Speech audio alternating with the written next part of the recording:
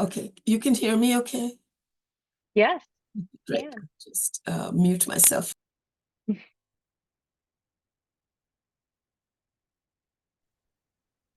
Hi, good morning. Good morning.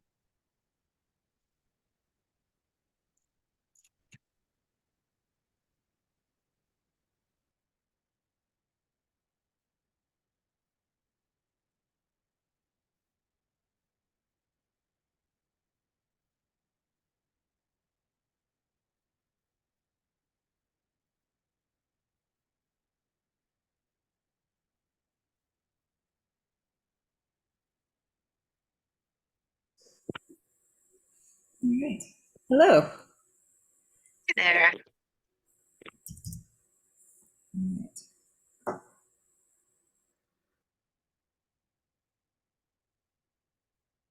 right, I've got a few people in the waiting room, so I'll let them, but we may want to give it just a couple more minutes so a few people can get logged on.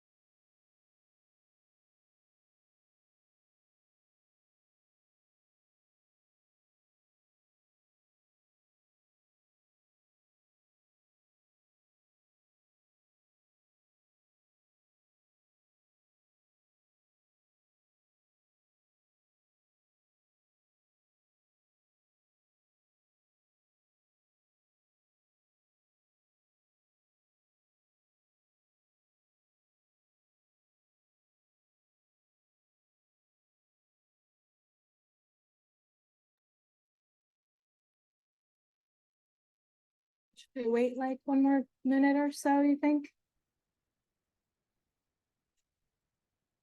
Give people a chance to join.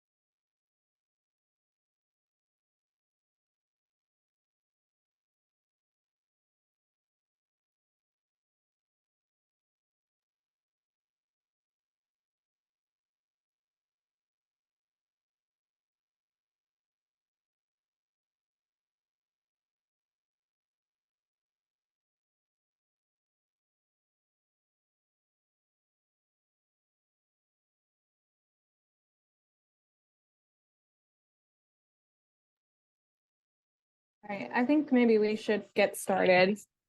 So good morning, everyone, and thank you for joining today's session. So we've worked very hard to make this a smooth session, but there's always a chance that some members may experience audio or video lags or disruption. So just for your awareness, there's closed captioning taking place during this live session. You will find the live closed captioning at the bottom of your screen. Zoom also provides AI-powered live transcription that needs to be enabled by the viewer by clicking that closed capture button to enable the audio transcription. If you have questions, please direct those to the moderator in the chat. If you have technical issues, please send an email to headquarters@ARO and a staff member will get back with you. So I want to start this panel off just by introducing our two faculty panelists. So we have Dr. Montia Chatterjee and Dr. Teresa Mastracci. Am I pronouncing that right? Okay. So Dr. Montia Chatterjee is a senior scientist at Boys Town National Research Hospital. Her research focuses on auditory and speech perception by cochlear implant users, particularly on voice pitch perception and emotion processing. She's mentored many students, postdocs, and early career faculty over the years, and she is currently the program director of Boys Town's NIH postdoctoral training grant. She is also the founder of the BIPOC CSD Network, a network of individuals in communication sciences and disorders who identify as Black, Indigenous, or other people of color, ethnically underrepresented minorities. Dr. Teresa Mastracci is an assistant professor in the Department of Biology at Indiana University. She received her PhD from the University of Toronto and did her postdoc at Columbia University. She has received awards for her quick rise to a prominent biopharma researcher, such as the top 10 under 40 from Generic Engineering News. Dr. Mastracci has successfully navigated through many transitions in an academic career and has always shown great enthusiasm for utilizing her experience to help students. So thank you so much to you both for joining on this panel.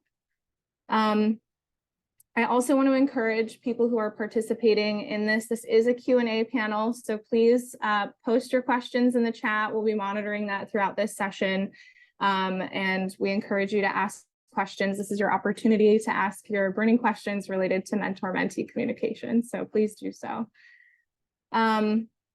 I want to just start off with more of a general question for both of the panelists, and you can choose to answer this in whichever order you prefer. But when starting out a relationship with a new mentee, I'm curious about how you establish your expectations, how you set clear expectations for communication with your mentees. I can start if that's Sure. okay. Yeah. I put a lot of emphasis on getting to know the person, what their background is, what their training is, what is it that they've trained in specifically. People can have the same degree from different institutions and have very different skill sets and knowledge. And so it's really important for me to understand that. And then what is their driving motivation? You know, once I understand that, and then I'm careful to communicate our lab's driving motivation, goals, you know, the way we function, and then start talking about the mentee specific goals. You know, what is it that you hope to get out of this experience? What is our timeline going to look like? And so on. And it's sometimes very useful to use the individualized development plan that NIH has. I think it came originally from some NIH program, and we use it quite a bit at Boys Town. And that way you can have something written. And you can, of course, it's flexible and fluid, so you can go back and visit it every few months and say, hey, wait a minute, you know, this was too ambitious and maybe we should, you know, revisit and so on. So that's, I'll just stop there for now. Teresa. Yeah, I think I have a very similar way of kind of introducing mentees into work in my lab. But I will say that it actually starts before I even accept somebody into the lab. So anybody who comes into the lab, we have a direct admit program, so there's no rotations.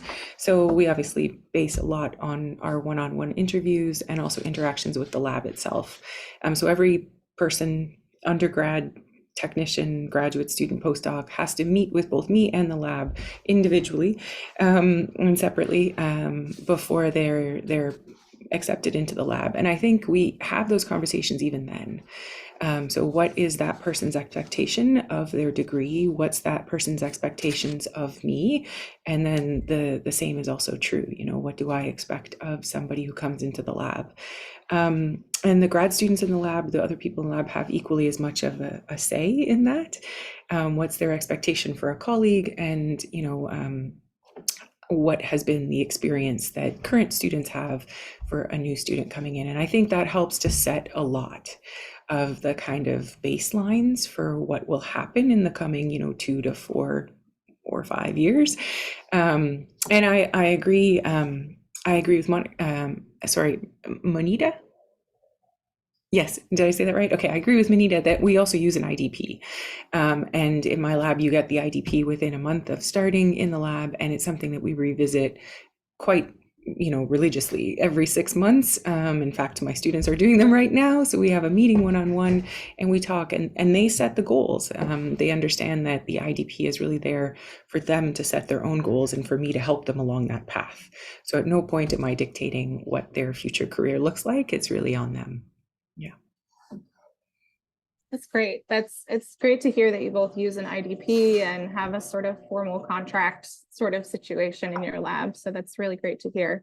I'm wondering then, following up from that, in what ways you would then address potential misunderstandings or misalignments in the expectations, especially early on in the mentoring relationship, but as you progress, throughout. You said that you reevaluate it, but I'm curious how you address misunderstandings.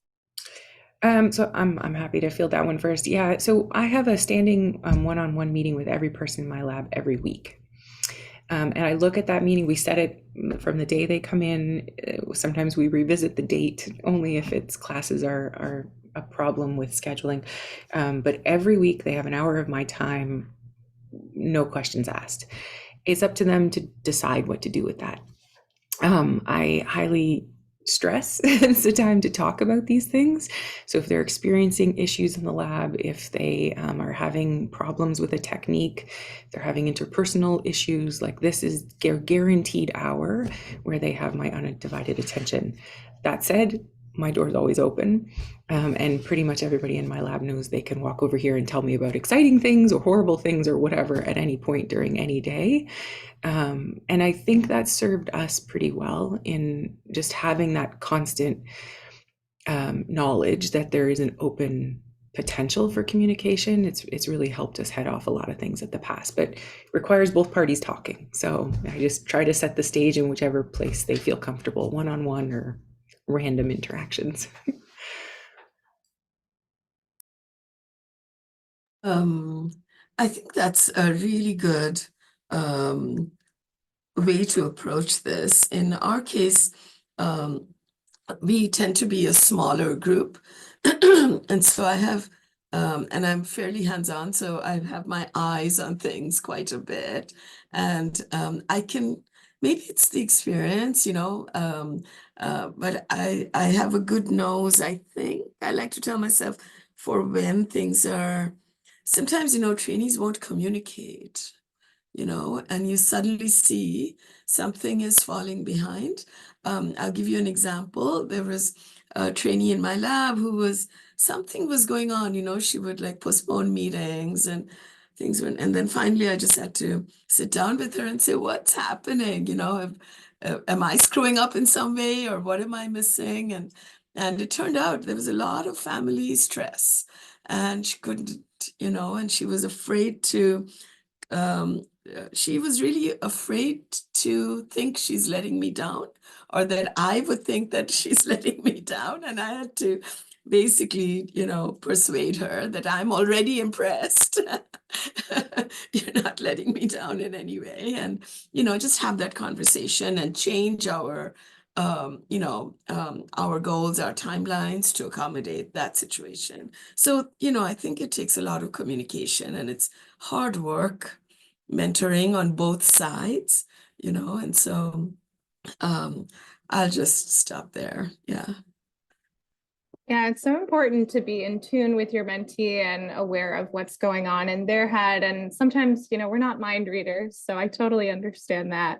I'm then following up from that, I'm wondering if you have any advice then for mentees who are having difficulty expressing their expectations or communicating their needs to their mentor clearly. What would you recommend to a mentee?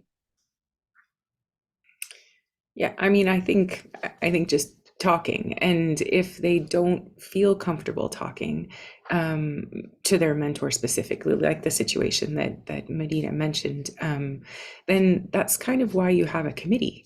And I'm pretty sure everybody here, if you are postdoc or pre-doc, you have people that are there and assigned to kind of be your other mentors, right? And those people can be utilized for not just science. And I've had many students whose committees I'm on come to me and ask after a seminar, can we talk, or randomly walk by and come into the room. And I think sometimes it reduces the stress to talk to somebody that's not your direct mentor, but it can help get you advice and move you toward the actual discussion that has to happen with your mentor. Because if there are things that are impeding your ability to progress, there are life situations that are going to kind of reduce your productivity, then like those are things that your mentor needs to talk about. You need to talk to them. Yeah. Yeah, one other thing, I think that it really is important to communicate and find these various mentors, not just, think of it as a silo, but also I really emphasize the importance of a cohort at any level, whether you're a student, undergraduate, PhD student, postdoc, early faculty, even senior faculty. It's really important to seek out and find cohorts, and perhaps multiple cohorts, who can help you, navigate sometimes at a level that if you're not comfortable as yet bringing it to the mentor's attention. Because these are stressful paths, and I've always been very fortunate having cohorts that were really so helpful, both scientifically and otherwise, and so I'm always encouraging people in my lab. At Boys Town, for instance, we have a lot of really amazing research audiologists and research assistants and lab managers. And we realized that it would be really beneficial for them all to be connected. And now they are talking to each other on a regular basis, and they can share, experiences and things. And I think those kinds of things are really important too.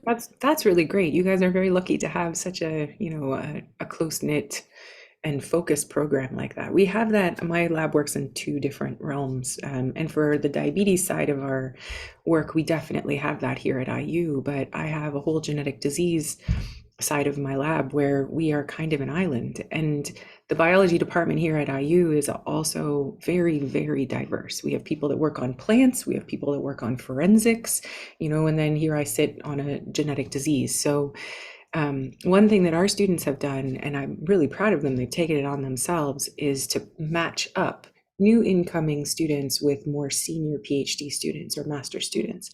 And I think that's helped our students, because they have such diverse research areas, to get the one-on-one, assistance with the, how do I actually navigate a PhD regardless of what the topic is? And so that's something that I know for the students here has really helped.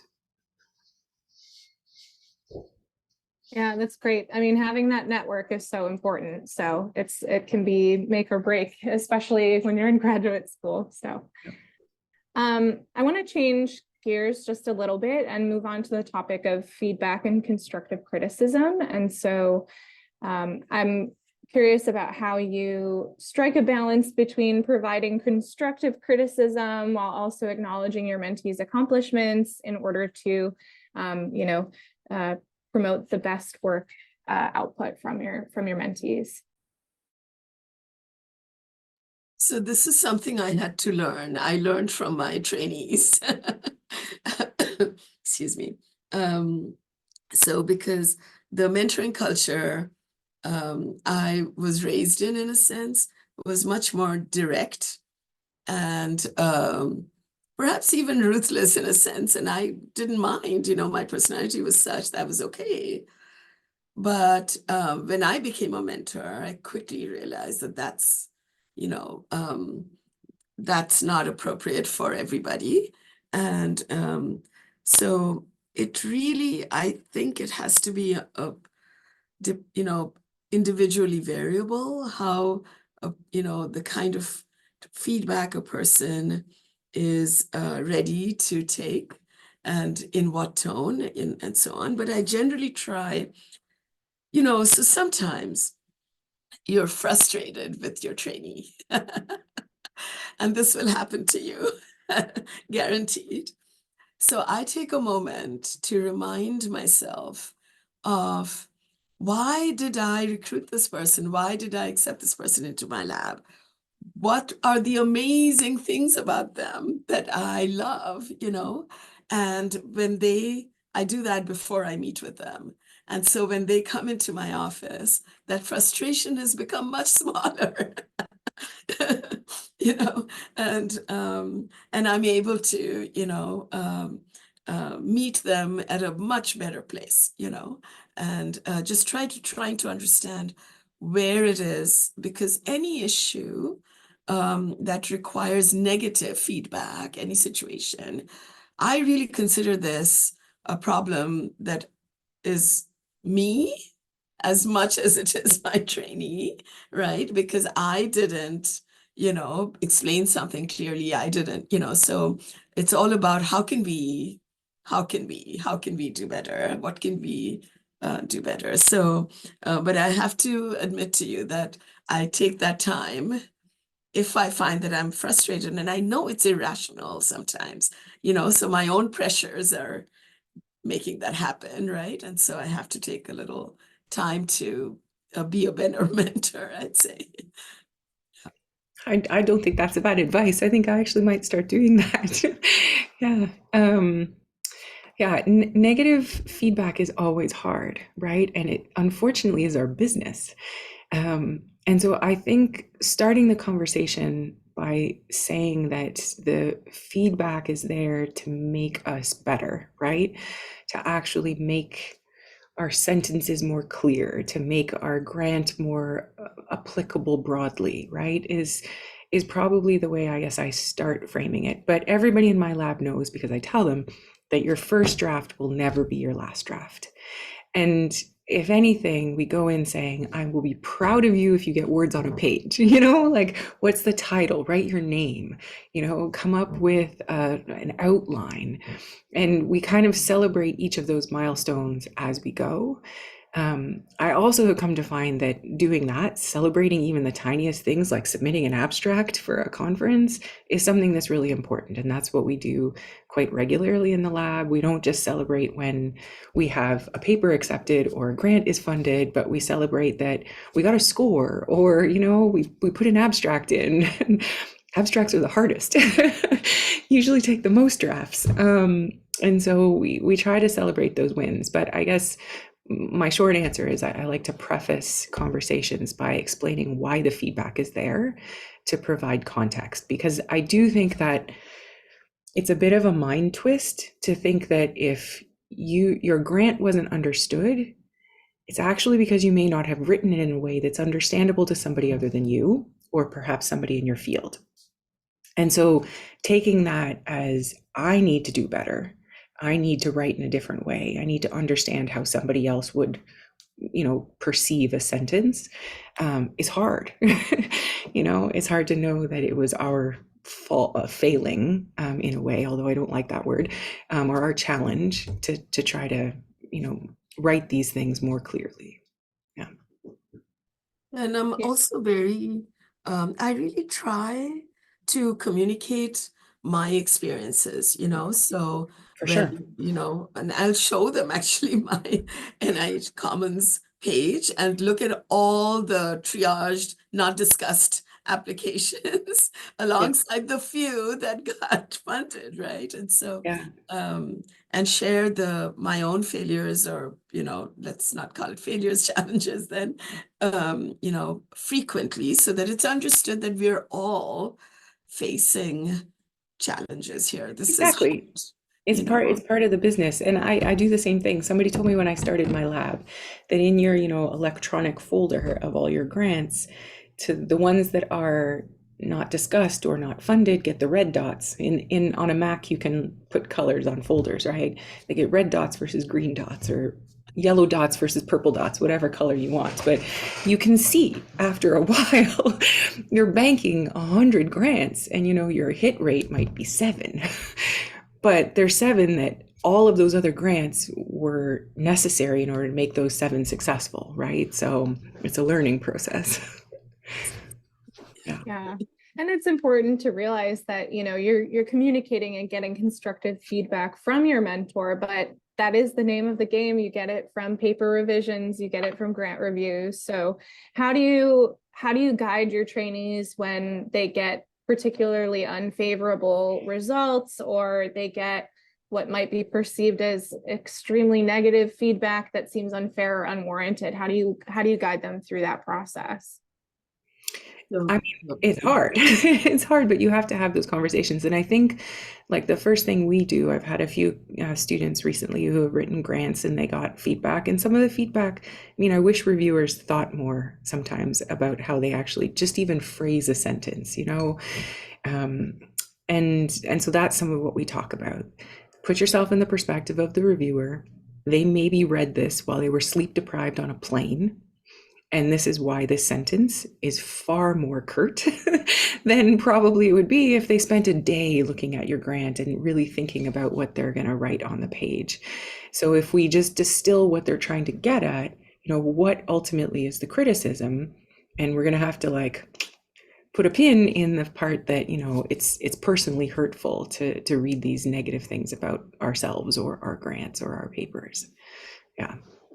The one trick that I think is, that I was taught that's really helpful is when you get it initially and you read it, it seems horrible, horrible. So I would just put it away for 2 weeks and then come back, and it seems actually much lighter and much better. That initial read is so full of your own emotional reaction to the outcome that you can't think straight. It's true. And when you put 89 drafts into something, right? You don't want the answer to be not discussed. You don't want the answer to be rejected. So yeah, I agree with you completely. It's really hard to not have the emotional response. Yeah. And then the other side of that coin is sometimes you do need to be a little bit harsh with your feedback, where you need to convey a message if something's not being done correctly. And so how do you handle a situation where you're trying your best to advise them the right thing to do, the right approach, the right way to explain, and they initially are resistant or defensive in response to what you perceive as constructive feedback? That's a hard one. I've only had to do that twice, I think, in my career, where I actually, in one case, just had a long conversation with someone. And really, we both came to the realization that they need to do something different.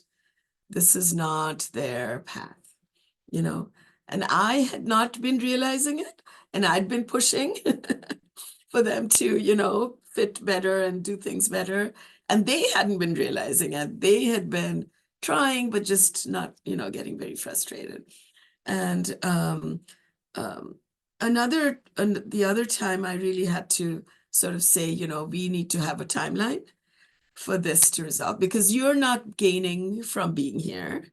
And so if you want to continue to gain, because their goals hadn't really changed and they clearly wanted to pursue this work. And so I was like, we need a timeline to get things in order. Else, we need to have a really hard conversation and see, because if you're not gaining, our lab's not gaining, we're both putting so much time into this. Is it worthwhile? And I've noticed that, at least in that case and a couple other, the timeline thing kind of works, it's not super harsh. I make it flexible enough and have gentler things to be achieved in that timeline, and if that is achieved, yay, now we move forward, and so it's worked, so far, but I don't know what's coming in the future. So those are my attempts. I do agree with that. I usually have, though, the mentee set the deadlines. Because I do feel like sometimes, no matter what level you're in, if you impose your own deadlines, you are far more likely to reach them than if I impose the deadline on you. Makes Really good point. yeah, Yes. it makes you very accountable to your own time. You know when you can get things done. I will push sometimes. I'm like, okay, you say 2 weeks, but really we have an abstract due in a week and a half, so we might have to push this. So we have the conversation, but I let usually the mentee kind of dictate how to organize their schedule and how to realize the end product. But I also agree with the point that like I've had to have the conversation already in my short career as an assistant professor with a couple of trainees that quitting is okay, you know, and quitting has taken on a very negative perspective or like perception, like that idea of quitting. But I think there's actually a very positive side to quitting, that in choosing to not continue on a path, you're actually choosing to move to a path that you want more, you know, or that might be better suited for you. And so, you know, while your grandmother might expect that you're going to get your PhD, perhaps at the end of the day, spending a year and a half in a PhD program and you absolutely hate it, the right thing is not to complete the PhD. The right thing is to figure out what's the best way to make the best of the time that I've put into this, and what is the path I want to move to, you know? And I've had that conversation with a couple of trainees, and it's worked out very well for them. It's almost like giving them the ability to quit by saying, there's nothing wrong with doing this. It's a choice to make yourself happy, right? And to find the career that's right for you. Yeah, those are all really great points. And I think it can be really challenging for students once they set their mind on something that they feel obligated to go forward and continue. So well, that's this sort of kind what of- our PhD programs do, right? Like they set you on a path and they say you have to achieve these things. And if you're not enjoying it, there really isn't time to have that conversation. So is everybody on here? I should have asked earlier, is everybody on here a trainee or at different levels, or I don't know? Yeah, I think some of the people in the audience, I don't know everyone, but some of them are postdocs. Okay. Oh, there's a People are postdoc. Okay. putting in the chat. Okay. Yeah, I think we have all different levels of training, because Sparrow is made up of students and postdocs. So we have another student here who says they're a PhD student. So it's good. I think it's good at all stages to be thinking about these questions, because truly, you know, we are in training at multiple different phases here. So it's true. And similar to like just the perspective of the postdoc, obviously, you don't quitting a postdoc, because there's nothing wrong with that too. If you choose, you know, all of a sudden you're in an academic postdoc, you want to do industry, that's great. But it can also even just be if you're in the wrong environment, your postdoc is really critical for setting up the rest of your career. And if you find yourself in a place or with a mentor that's not going to help you find that end goal of whatever career you want, then quitting that sooner rather than later is probably the best thing you can do. Yeah. Yeah.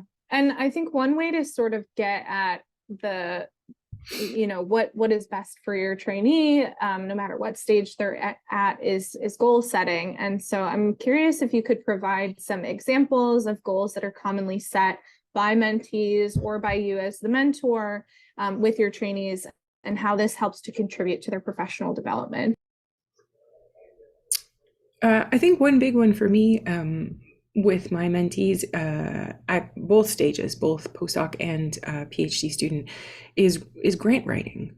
So that's one thing that I really, really want them to try. You know, we might not necessarily get the grant. We may even get to a place where we find we can't submit the grant, but to start thinking through what is your project and taking ownership of your project, I think it really helps a lot to help that person know that they're not just doing the research for me, they're not just doing something that's written in my grant, but rather this is their work and they are part of it, you know? Yeah, so that would be one thing for sure. I don't know. So it sort of course, depends on the person. Excuse me. I had one PhD student who was just amazing, and he came to the lab with 17 ideas for each of them really good experiments. projects. And so there, the goal was to whittle it down to thematically threaded experiments that were appropriate for the PhD. Others have come in not very sure, but just knowing they want to do a PhD. And there, the goals have to be more short term. We'll get started on a project that you like in the lab. Here's a bunch of projects, and so they're working more with people in the lab and training, and then having a timeline for developing their own ideas. With postdocs, something I like to do is because postdocs will often come, they're fresh out of their PhD and free. And there's a lot of freedom in my lab. And so they want to be doing 1,000 things. So something I'll often do is say, all right, I love all these ideas. Bring me a specific aims page. Once a week, we look at this specific aims page and I poke holes back to the drawing board, another, and so on. And so then, and this typically in our lab, they need to train in whatever our lab is doing. So the first few months, they're working on our projects, training in methods and stuff, and also bringing their methods into the lab. And then we, set goals for their own independent projects. But I think that specific aims page has been a powerful tool. Oh, that's a great one, because it definitely makes you commit to a project. I was that postdoc that had 7 different projects because there were so many things that were interesting. But I definitely eventually had that conversation with my mentor of what can you actually carry forward? What would make up a really nice project, and what can we carve out that's yours? Because these are the things that you cannot take, and you're working on a lot of those. So what are the things that you do want to create that would be yours? And I think having that conversation early is really, really important, especially in a postdoc, if And you then, want to do academic. right. And for postdocs, it's a shorter time period. So we want them to be able to set up their own labs and become strong, productive faculty members quickly. But they also need to get some grant writing under their belt. They also need to have publications from this postdoc. So it's a very, I get nervous about the timeline, and so just making sure they're building a portfolio that's marketable, when they go on the job market while learning everything they need to learn and training and so on. So it's quite challenging, I think. Yeah, that's really helpful. I also wonder about how you would handle a postdoc or a graduate student that's navigating unexpected challenges or changes in their career goals where they thought that they wanted to go into academia, for example, and now they're starting to rethink whether or not they want to be a PI. So how do you advise a trainee like that? So I've had quite a bit of experience with people in my lab, for instance, deciding to go into government types of things, NIH or FDA positions, for instance. And I'm always sort of, I keep those options on the table for people. And when we talk about, the future, they are more or less versed in the different requirements of these different paths, I would say the academic path might be the toughest. So any deviation away from it, is actually maybe somewhat easier to pursue in my view, because you're now all of a sudden, if you're going to interview in industry, there's a different set of skill sets perhaps that you want to bring to the table, or somewhat different, or maybe a different set of skill sets you want to highlight in your job interview, and I'll try to connect them. I have friends in industry, so I'll connect them with those and get some input. And or if it's the FDA or some other job, I'll connect them to people I know in those fields who can help prepare them. And so all of a sudden our timeline changes, our direction changes, our goals change. And so the IDP is going to get trashed and we start with a new one. But I think connecting them to the right people is really a big part of it. And then they know what to do and we have a new timeline to pursue. Yeah. I've had sort of a non-traditional path to where I am. So I will say that if somebody came in and told me that they were going to change their mind on what they wanted to do, it wouldn't surprise me. And of course, I'd be very supportive, and have been very supportive.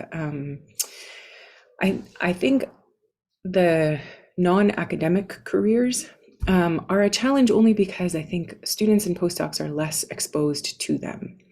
And so one thing that I've attempted to do since I moved to the biology department here is try to help expose students to what other, career paths there could be. We started doing an industry science panel once a year where I've brought in, it started off just being a bunch of friends of mine, and now I'm kind of each year trying to make it slightly different, but it allows the students to be able to ask questions or hear, people talk about their careers that they've gone on to that are use their PhD, or maybe they don't even have a PhD, but they, direct people with PhDs, and what's gone into that. And so I think exposure to non-academic careers has been helpful, I hope, to the trainees and in our department, just to help educate them on what's out there.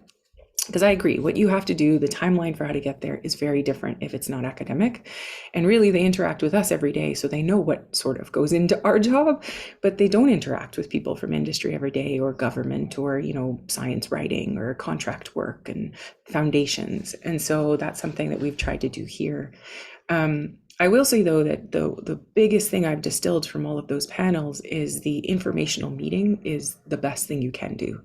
So reach out to somebody that's within your network that may be connected to. LinkedIn is a great way of doing this, that may be connected to somebody who has a job you think you want, and talk to those people, right? The best way you can gain more information of, do I actually want to do this, is if you go out and you talk to somebody who does it every day, and it's not a, will you give me a job in 2 years, but it's a conversation of, what do you do every day? Like, what does it look like to be the CEO of a nonprofit organization, and most people, if you ask them to talk about themselves, they will in a heartbeat, right?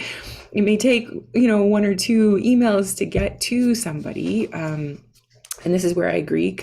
This is our job to try to help connect as much as we can our trainees, but that's something that you can do even with the help of your mentor, right? Like, reach out to people through LinkedIn and just have these little informational meetings, 20 minutes, ask them about their day, ask them about their job, and understand what's out there. And it could maybe bring you back to the academic path, or it might move you towards something that you love even more.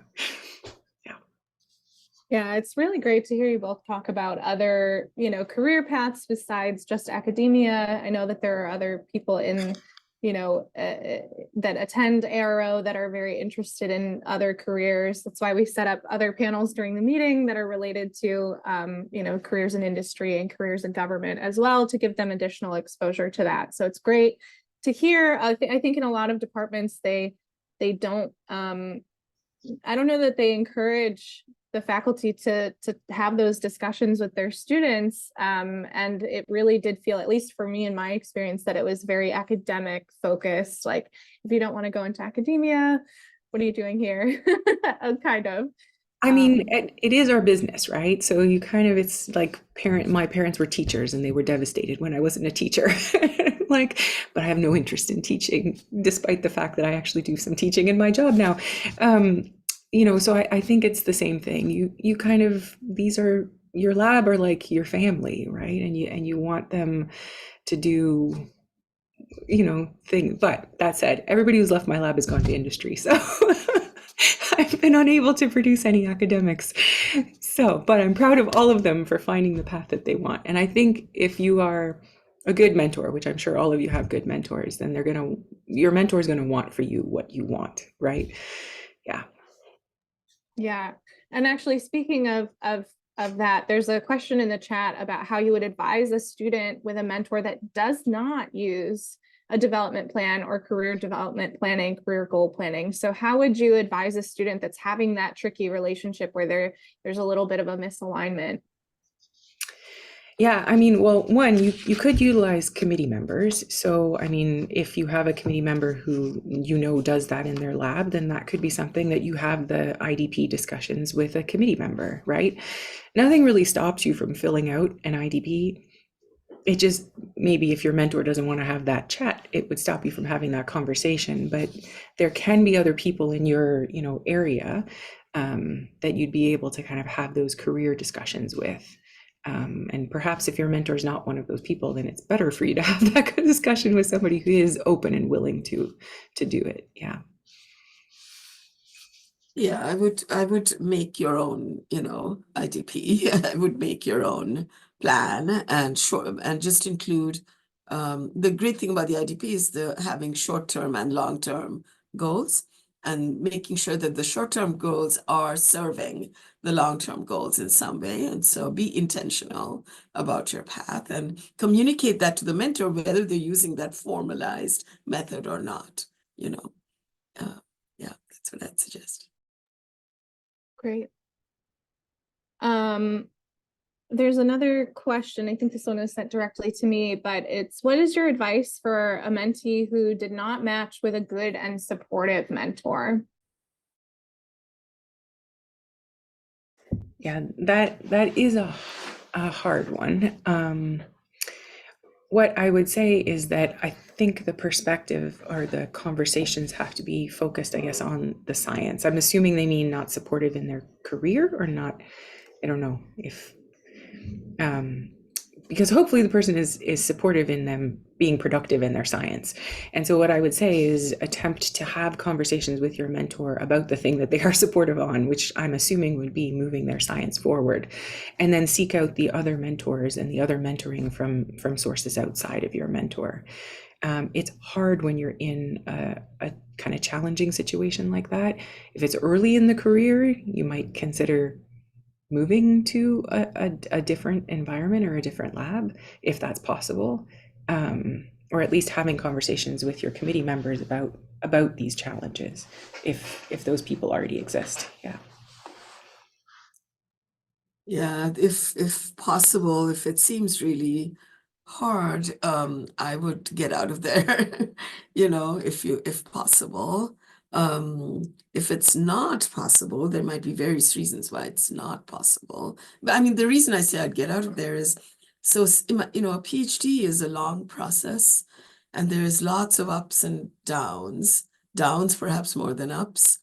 And you need really, if the mentor is not supportive, and I'm imagining the worst case scenario here because we don't know, I just feel like it's so much stress on the trainee, and this affects your health in the long term. It affects your mental and physical health. And I don't know, you'd have to ask if it's worthwhile, if it's that bad, if you can make do with the other mentors and with, a generally supportive environment, just that the immediate mentor isn't being very supportive, or find a way around it to still be productive, and if it's not costing you too much in terms of your mental and physical health, then okay. But I think the earlier you change tracks, perhaps the better. Yeah, this Not comes knowing. back to that idea of the quitting, right? Like, Yeah. and it can be an acute quit of, this is not right for me right now, or it can be a gradual quit. There should be people within any department, if this is a PhD student, like your director of graduate studies, somebody who maybe isn't on your committee, but who's helping to direct the graduate program in your department. That person oftentimes can be a good ear to talk to. That person happens to be your mentor, then the chair of your department could also be somebody else who could assist, because they have the ability of, if they needed to, placing somebody into a new lab, or having those, maybe guided conversations with your mentor to help make a transition to a different place, if that's possible. Yeah, and just sort of piggybacking off of that, one thing I think that can be particularly challenging is how much you need to rely on your prior mentor at later stages in your career. So, I'm currently a postdoc. I've applied for a number of NIH grants, and oftentimes you have to get a letter of recommendation from that person. So if you don't have a good relationship, how do you navigate that? I think that there are avenues in the NIH for, if you can't ask, if your mentor's died, if you can't ask for a letter, I don't know if you can speak on those sorts of things, but what do you do if you feel like you can't ask your mentor for a letter and you need that for job applications, postdoc applications, grant applications, those sorts of things?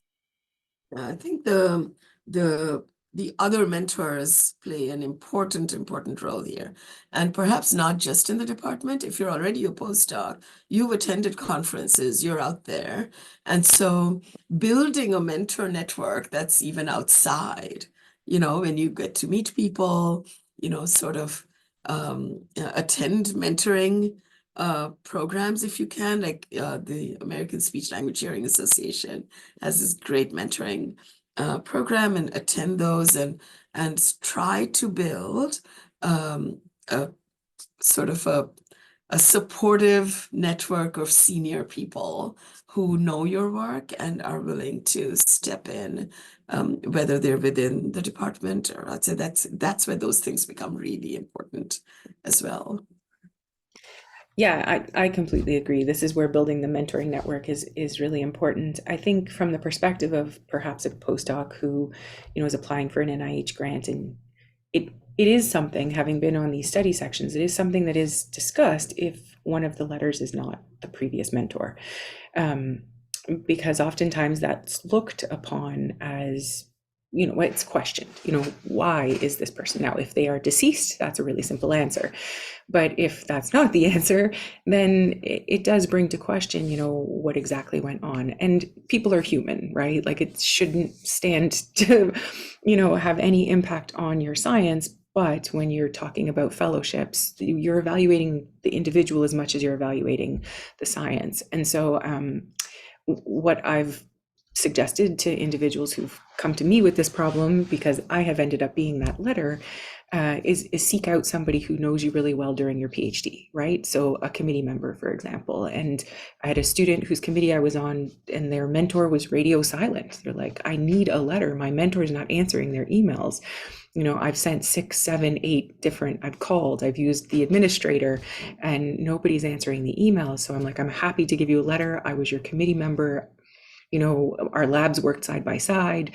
Like, there are people that you will have interacted with in your PhD that know you, hopefully, that know you as well as your mentor, and can then write that into the letter. That person now being me saying, this person had a challenging relationship with their mentor, but their science never struggled, or, so you could have somebody who could kind of be a de facto mentor as that reference letter. But you have to establish those relationships now. Yeah, that's great. I've heard this from a number of postdocs, especially that, it's difficult when you have a poor relationship with your mentor. And when you get too late into your PhD, it's sort of like you just have to finish and move on from there. So it's really great to know the different strategies and approaches people can take. I do want to put a little bit more of a positive spin on the networking and professional development. And so I'm wondering how you all will assist your mentees in building their professional networks and seizing opportunities for career development. Yeah, sure thing. I'm sort of doing it little by little now. This is where the IDPs help me, is having every student or postdoc in my lab kind of tell me what they want out of life, and so then as we get closer to these important time points, I have a master's student currently who really wants to, obviously, he's finishing this year and he wants to get a job. So we've started having chats about what kind of job he wants and who I might know in my network that he could, I could introduce him to. And some of those conversations have already happened, and some of them have been a little bit fruitful, and that's great, so it's kind of about that give and take of, you have to tell me what you need and then I will assist in whatever way I can. But it's kind of something that doesn't happen overnight, right? Like, so I introduced him to some people last year already, even though he was only, 9 months into his master's program. Because now that you've made that contact, it's a contact you can come back to yourself without the guidance from me. And I think ultimately that's what you want at any stage in your career, right? Somebody helps you make that initial connection, or you blindly reach out, and then it's something that you revisit every once in a while and kind of foster that larger network. True. So, yeah, so it's so important. I have former students and postdocs who have their own labs, and I'll always connect current trainees in our lab to them. And so now that family is growing, and they feel comfortable reaching out and, building their own networks in this way. And the other thing, of course, is the BIPOC CSD network, which I, was pretty much instrumental in founding, because I noticed that people of color don't often have access to the same level of cohort formation, as others, as the majority population. And this networks of this sort are really intended to foster that same level of networking, sharing resources, collaboration within sort of affinity space, but also bring in allies to help build the network more than what they might be able to do without such a network. I think cohorts and networks are crucial for all of our success. So really important. Yeah, and I will add to that. I completely agree. I still talk to a lot of the people I was postdocs with me at Columbia. We're all in different places now. I think there's only 2 of them. There was a good 8 of us that were good friends. We kind of came up for about 5 years together at Columbia. 2 of them are still there, and other people are in other places. One even not even in the country anymore. So, this is my network, right? It's what started and helped me when I was in my postdoc, and we still have really great, good discussions now, even though none of us work on the same thing, right? It's nice to have somebody is going to give you criticism on a grant, and you don't ever have to worry they're going to scoop you or something, like, it's just, you have these good friends that are a great, strong network that you can reach out to, 10 years down the road even. Yeah, that's really great. And I think the community is so important.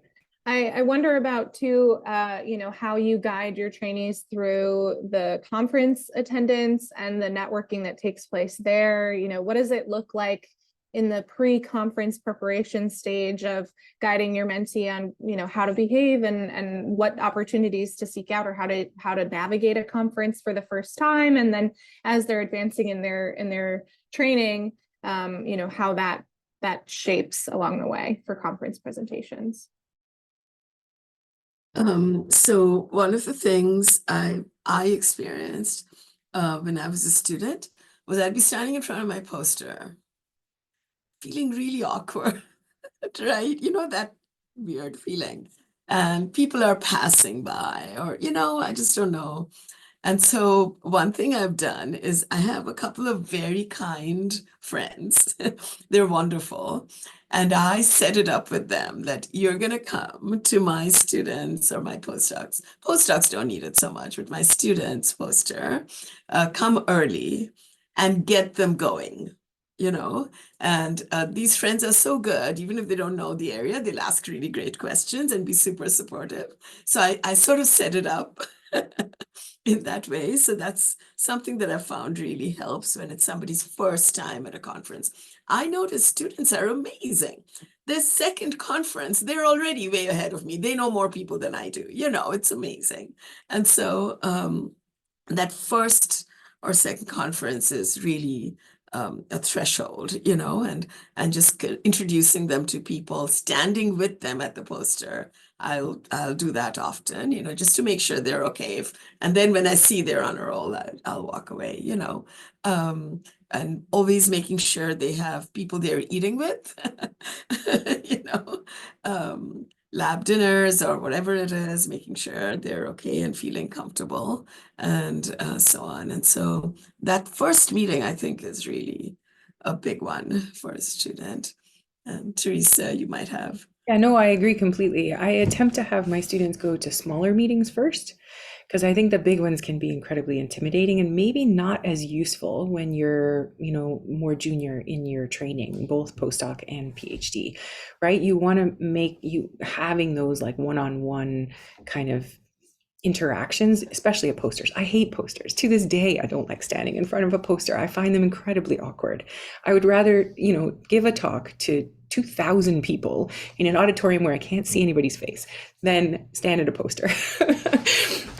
But yeah, so I attempt to get all my trainees to go to smaller meetings first, like the FASIBS and Gordon Conference, or we have a small Midwest islet group here for some diabetes things. So it's just like 6 or 7 universities.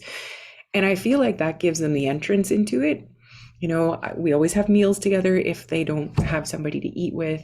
And I do the same thing. I make sure that somebody goes to their poster to talk to them, because it is horrible to stand there and see all these other people having people to talk to, and you're the poster that nobody comes to visit, right?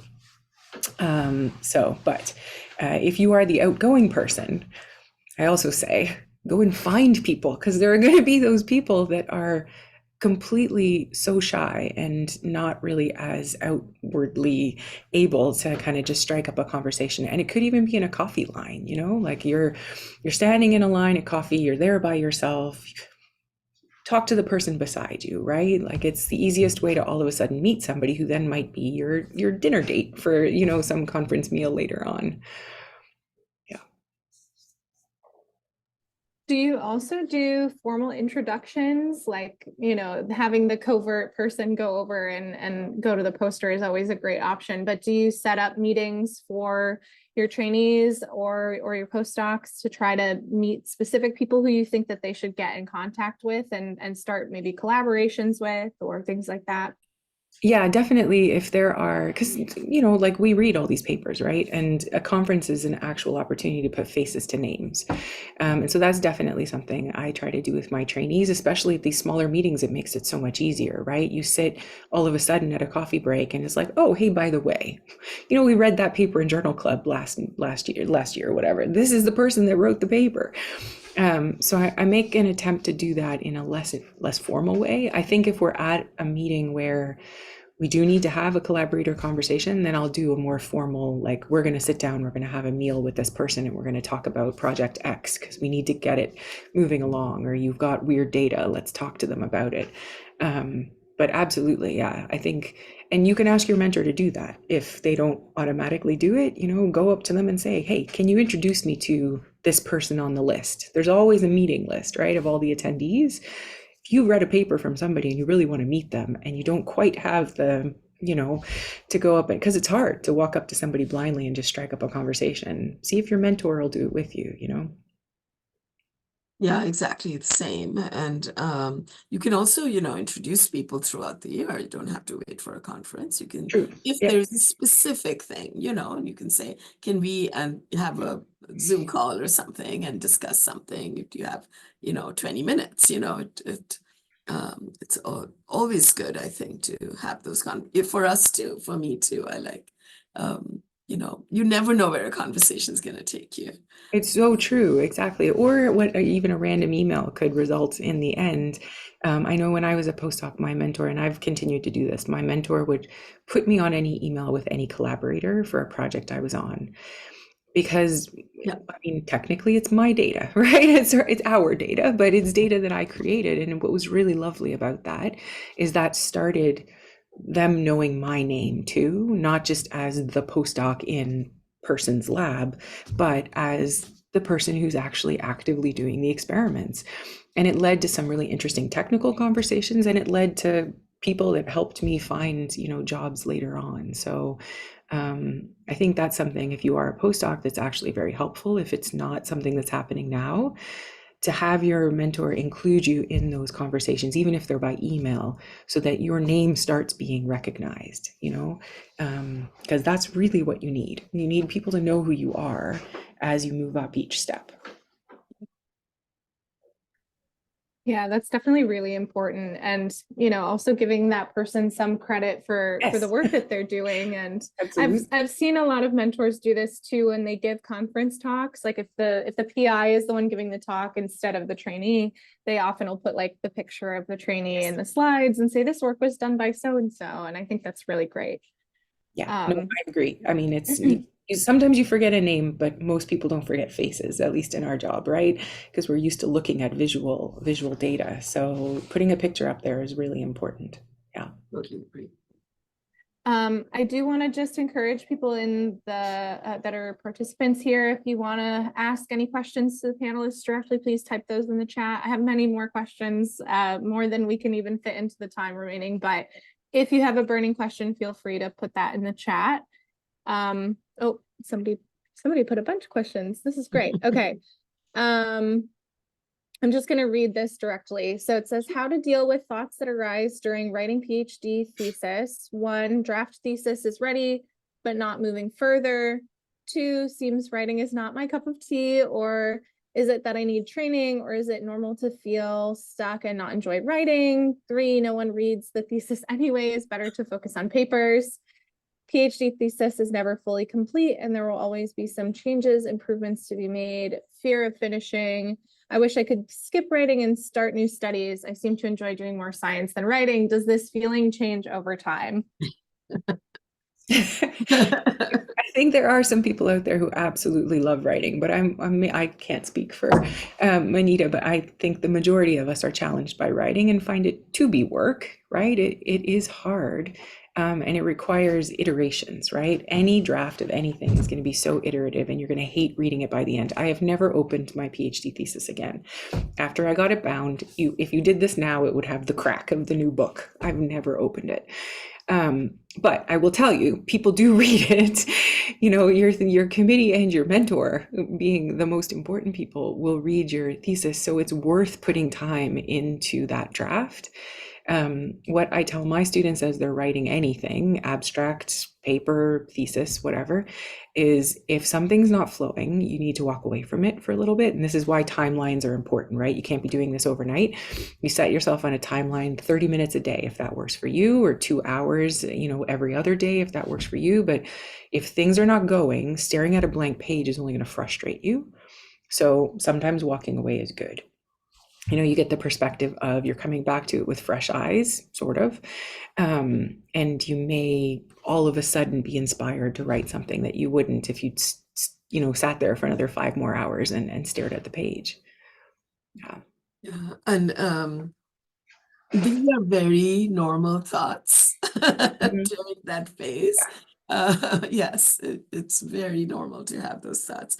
And one of the things I think that has been helpful in more recent years since my PhD work was done is, people are encouraged sometimes to write the experiments as publishable units within the thesis. So you have, they're as if manuscript 1, manuscript 2, say there's 3 experiments, manuscript 3, and then you have your introduction, your methods, your results and discussion for each one. And all you're doing in the thesis is tying them together into a thematic whole.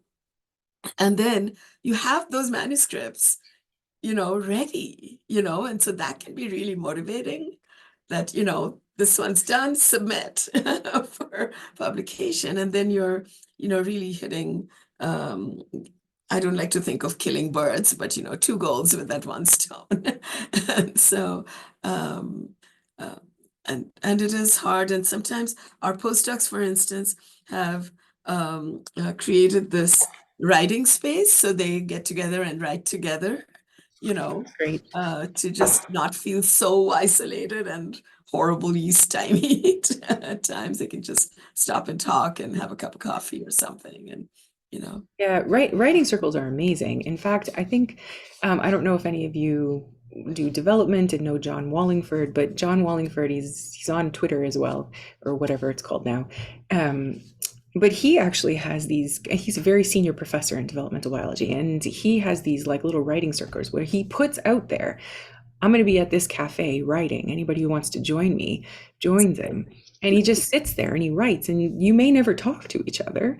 But it's like you have these compatriots, like other people that are struggling the same way you are. And we still struggle, like writing Absolutely. circles are fantastic. So if you can find that community, that's great. But it's 100% true that the PhD thesis is never complete, because no, right? Like our science never ends, and that's the whole goal, right? That we have look at these researchers that have like merit awards, right? They've been researching the same thing for 20 years. So if a PhD was, a box, then our studies would never continue. So absolutely, there should be questions at the end of it. And that's actually probably something that makes a good thesis, a nice, big, thick discussion at the end that says, what have I learned, relative to the field? How does it fit into what we know? And where does it go next? The where does it go next is equally as important as what you found, in my perspective, for a PhD, right? Synthesis and forward thinking. Yeah, and that last part, in many cases, the relationship with the advisor kind of starts to, fray in that last part. And I always tell my trainees that, towards the end, you might start hating me a little bit more than you already were hating me, maybe. But just be prepared for that and know that it can happen because, there's different push and pull things going on there, Oh, absolutely. Like the end is the hardest part, right? You're looking for a job, you're trying to write and submit a manuscript, you're writing your thesis, you're probably dealing with, home life things as well, right? So, which could involve that all of a sudden you're thinking about moving to a different city or country, right? And so that the last 6 months, I mean, if I got gray hair, that's when the gray hair happened or started to happen, because like it's just too much. So if you're overwhelmed, it's normal. It's absolutely normal. That said, you got to push through because the only way to move to the next step is to actually finish it. Yeah. And Yeah, absolutely. it took me a few months to actually get over the PhD. I hadn't expected that. So I didn't take a break or anything. I just went straight to my postdoc and found, whoa, I'm not functioning very well, So just be prepared for those things. Yeah, that's really good advice, actually, to take a break. I didn't either, but weirdly enough, well, I didn't in the sense that I didn't actually go directly into my chosen postdoc.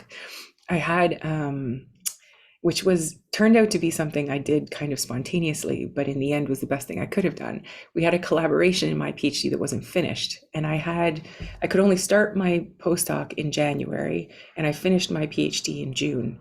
And so this collaborator, who was not in the city that I was currently living in, said, come here and work for 6 months. You can help me write a grant. You can work with some of my students, and you get to experience. I got to go to Vancouver. I'm like, you get to experience and live in Vancouver for 6 months. And he's like, and then maybe I can change your mind and you're going to stay in the cancer field. I'm like, okay. So I did this, and I'm telling you, it was the best experience because I had no real, sounds horrible, but I had no real responsibilities, right? Yeah. I wasn't in my postdoc yet, but I was a postdoc. I got to write grants. I got to talk about science. I got to do ventures in Vancouver. It was fantastic. Sounds wonderful. So it probably looks weird on my CV because I've got these strange 6 months. But honestly, I don't think I would have been as productive of a postdoc when I got to my chosen postdoc had I not had that experience. I certainly wasn't. And luckily my postdoc mentor was very understanding. Yeah. Yeah, that's really great. I love this comment in the chat too, that there's no such thing as a perfect PhD thesis. There is only a finished one. I mean, it's so Truly. true. Truly. You can't get bogged down in the writing, and it doesn't go away. You have to do it. You have to learn strategies to push through, but don't get in your head too much about it. And thank you for posting questions in the chat. Feel free to, we have about a little over 15 minutes left. So if you have any last minute questions, please feel free to ask. I'm going to change topics a little bit and ask what strategies that you employ to create inclusive mentoring, an inclusive mentoring environment that respects and values diversity. Okay, so Yeah. so because you know, I'm a brown woman in a white male dominated field. Or white, sometimes it's actually white female dominated, depending on which conference I'm going to. And I came from a different country, right? So I came from India, and had, to deal with all kinds of cultural and linguistic differences. And maybe my personality was such, I was excited about all of that. But there were also, looking back, there were challenges, So I may be more tuned into this stuff, but I am very careful, I think, because I know that, our labs tend to be diverse. We have people in our labs from different countries, different disciplines. You can be the same race and ethnicity, but have very different ways of approaching things because you had different training, and we are in interdisciplinary fields. So people come from different backgrounds, and you want to be, as a mentor, you don't want to be making assumptions about any of that, So, and you want to make it clear in the lab that nobody is to be making assumptions about any of that. And so it's really important. I always say common ground is so important because we come from such different. So, having conversations about things other than the work, what books did you read, over the break, or what, shows do you like, what kind of music, what kind of food is huge, as a unifying force. And so making sure that people in the lab have that common ground, that there's lots of conversation outside of just work, because it is, as Teresa said, it is a family, and it needs to be a real family in that sense, and understanding each other's limitations and strengths. And for instance, if it's a student from another country, they might have immigration stressors. People have different specific stressors. If it's then there's gender-based communication differences, that you want to be aware of. Somebody told me this wonderful thing. He said, he was a white male, and he said in his lab, he noticed that a guy is very excited about something, a particular line of work, and his lab people are talking about, oh, he's so focused on this, he's so driven by this.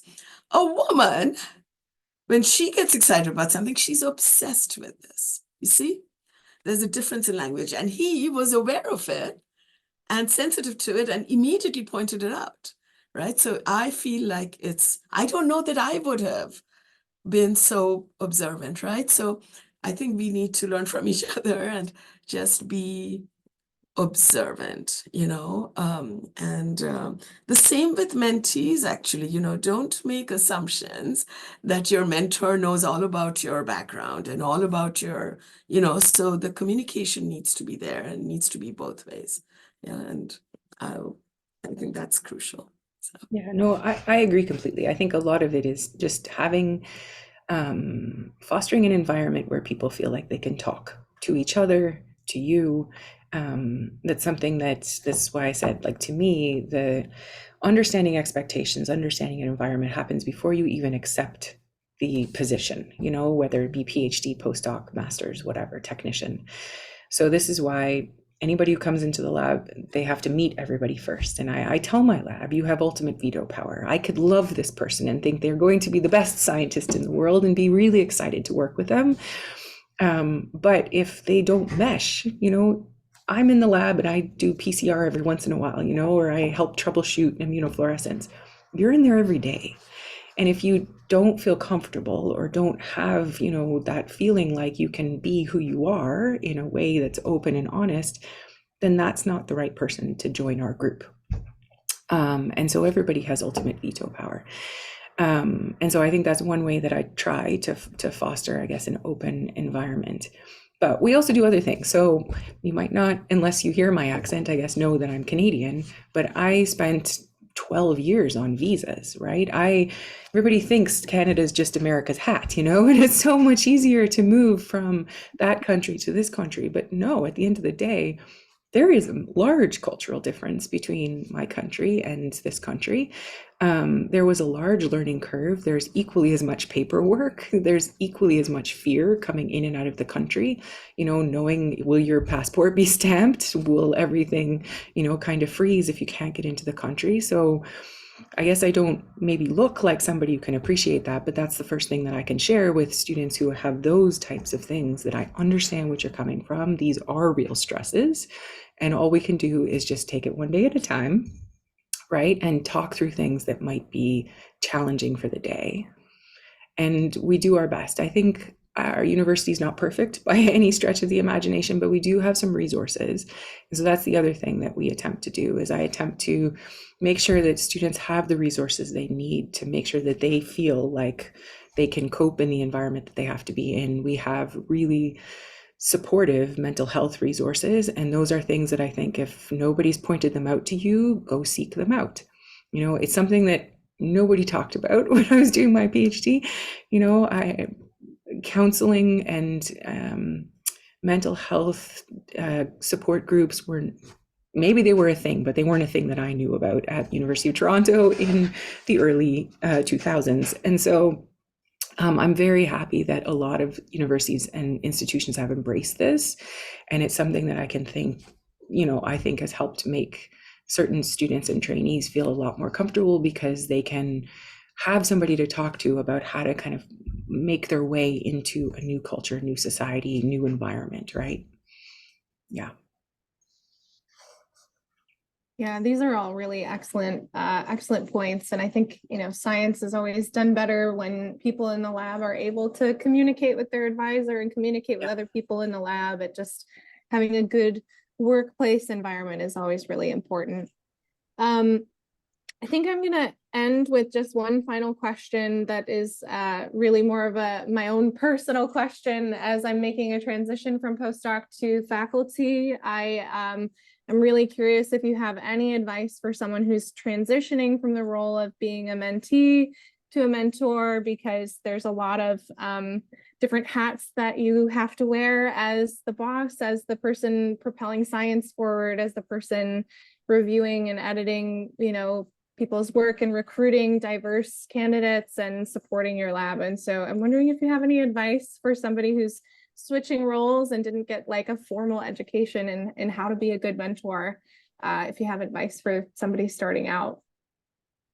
Do you have a faculty position, or you're looking for one still? So I'm in the decision-making process. So yeah. I mean, you're doing the hardest part right now, right? I think one thing I didn't have that if I look back, I would absolutely would have loved, is talking to, and I just didn't think about it, and my mentor didn't mention it, but like, there's a lot of paperwork that goes into running a lab. You're running a small business, right?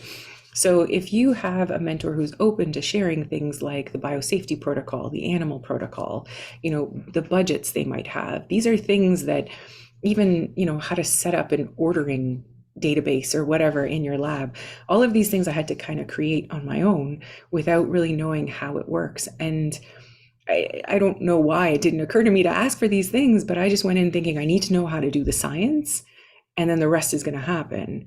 There is no formal education for how to do all the rest. And so we can learn from our mentors that way. If they have those things they can share with you, sometimes just having an example makes your work so much easier. Those first 6 months are the hardest 6 months. And I think I would have benefited from having even examples of some of that kind of paperwork.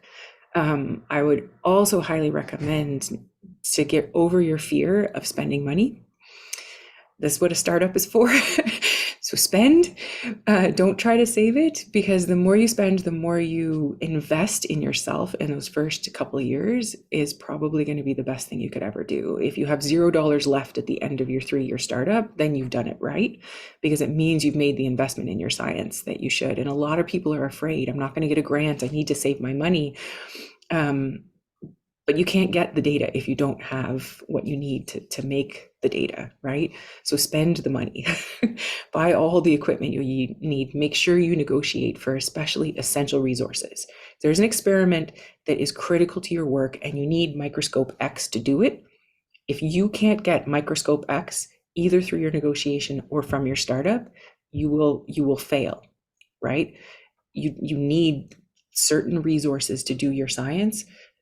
Make sure you're not tying your hand behind your back by not having those when you start your lab. Yeah, it's about the science. It's not about you being greedy. It's about getting the work done. Exactly.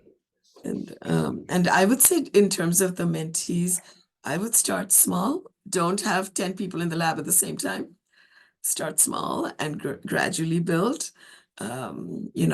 Training one person is quite a bit, already. And so, and then once you have a situation, then the training can partially be delegated.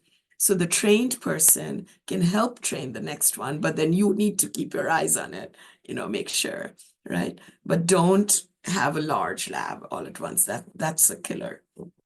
Yeah, no, I agree. I don't even think I'd be comfortable with a large lab now. Yeah, same. My lab at the height of it, there were probably 10 people, and that was too many for me. And we're in a beautiful place right now of 4 graduate students, a technician, and a couple of undergrads, and that right now is about as much as I really want. So you'll find what works for you, but I agree completely, like starting slow and possibly even finding a technician first, because students are going to be 100% fantastic when they get into the lab. You'll train them, they'll be able to work, but those first 6 months you may not have equipment. So having a technician who can help you like put together things like shelves and, make chemical storage units and things like that, they don't need a microscope right away. That's probably the best thing to do. You might find also a lot of students coming to your door and Mhm. saying no is hard, but essential. Yeah.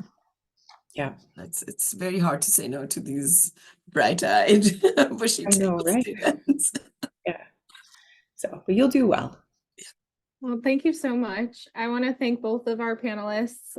It's been really great chatting with you and getting your perspective on all sorts of different things related to mentor-mentee communication. And I know I've benefited a lot from this conversation. I hope everyone in the chat also appreciated your advice.